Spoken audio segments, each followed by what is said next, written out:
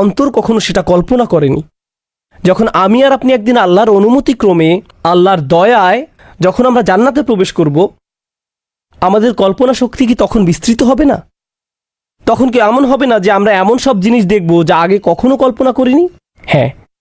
তাহলে দুনিয়াতে যে ক্ষুধাগুলোর অভিজ্ঞতা অর্জন করেছেন, জান্নাতের শুরুতে আপনার শুধু সেই ক্ষুধাগুলোই থাকবে, কিন্তু জান্নাতে আসার পর আপনার মাঝে এখন নতুন ধরনের কামনা বাসনা জাগ্রত হবে।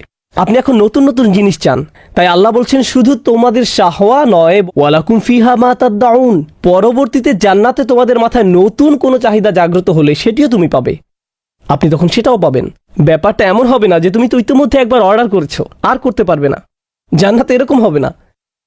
একবার অর্ডার করার পর আপনাকে সেটা পরিবেশন করা হয়েছে, এরপর আপনার কামনা বাসনার বিকাশ ঘটে, আপনাকে তা দেওয়া হয়, আবার দেওয়া হয়। এভাবে আপনি শুধু চাইতেই থাকেন আর সর্বদা আপনার এই চাহিদা পূরণ হতে থাকে।